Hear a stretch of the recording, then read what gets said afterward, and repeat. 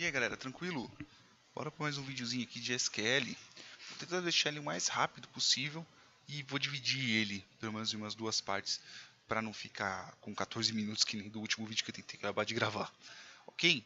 Então no vídeo passado nós falamos um pouco sobre índices, eu mostrei para vocês sobre a questão da parte de como o índice um pouquinho só de como o índice funciona, né? Agora eu vou mostrar como criar esses índices para vocês. Só relembrando que quando nós estamos tratando de um índice não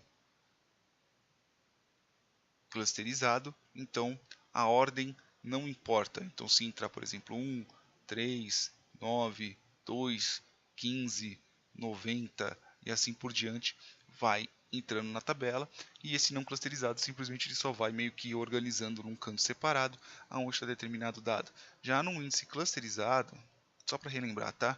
No índice clusterizado a ordem importa.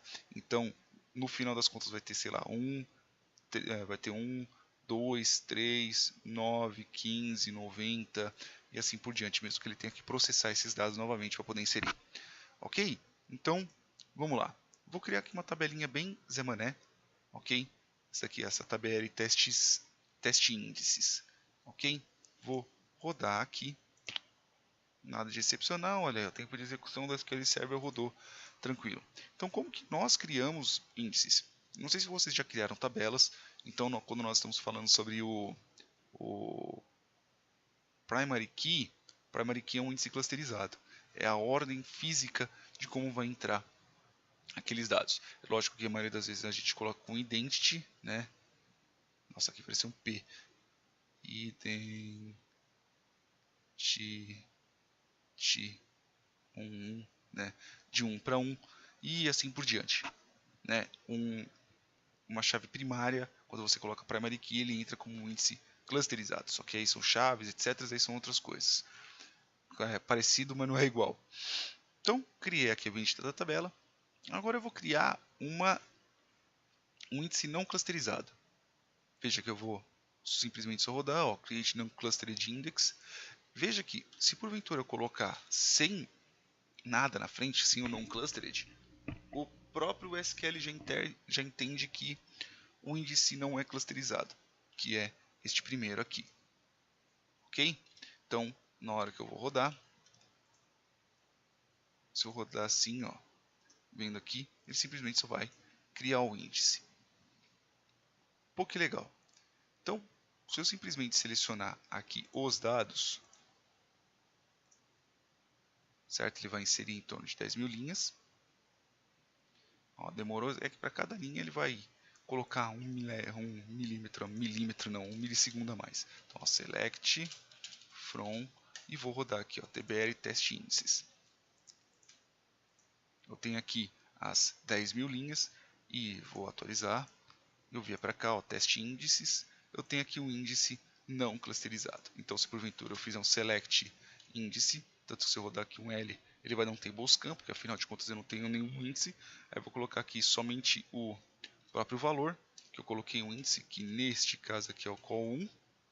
Beleza? Por enquanto pode colocar aqui where call1 igual a, sei lá, 350.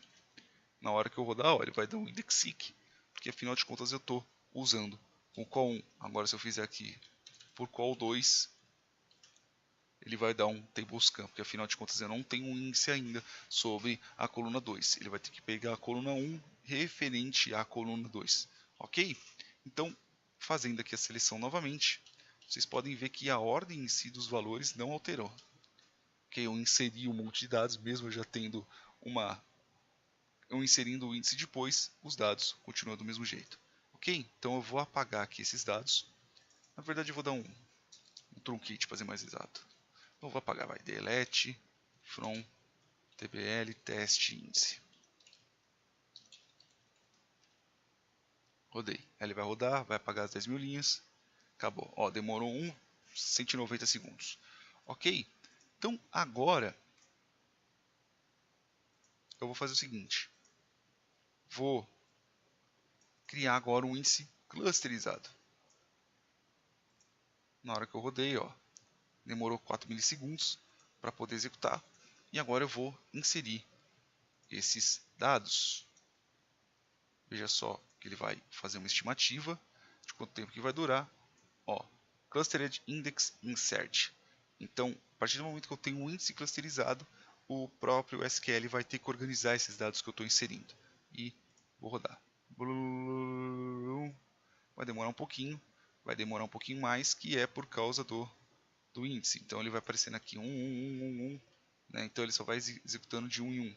Se porventura eu colocasse uma outra tabela e jogasse para lá, ou fizesse uns joins, ele não demoraria tanto. Mas veja que ele demorou 2 segundos para poder inserir tudo isso. Ok? Agora, se eu selecionar esses dados, por que será que está desse jeito? Está com a coluna 1 e logo depois a coluna 2, né? Por quê? Porque eu tenho outro índice não clusterizado aqui e ele meio que buga nessa situação. Se eu vier aqui, eu excluir este. Se eu vier aqui, excluir o clusterizado, apagar, né? Nesse sentido, ele vai apagar. Logo depois disso, eu criar os índices clusterizados novamente e inserir a tabela, inserir na tabela e inserir os dados, selecionar, veja que a ordem da criação dos seus índices importa também. Tá? Então, primeiro você cria um índice não clusterizado para depois começar a trabalhar no outros. Existem outras formas, eu acho que se você dá um rebuild na tabela, bem provável que ela volte, mas isso daí vai ser mais para frente que eu vou mostrar. Ok? Então veja que aqui eu estou mostrando para vocês sobre como criar os índices em tabelas. Só que aqui eu tenho um pequeno detalhe. Desse jeito que eu fiz, eu estou criando os índices antes de inserir os dados. Só que existem alguns resultados são um pouco diferentes se porventura eu fiz ao contrário.